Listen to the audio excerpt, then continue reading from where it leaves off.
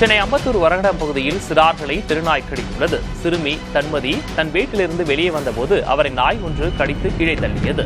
இதை கண்டு ஓட முயன்ற சிறுவன் கவிஷும் நாய்க்கடியால் பாதிக்கப்பட்டான்.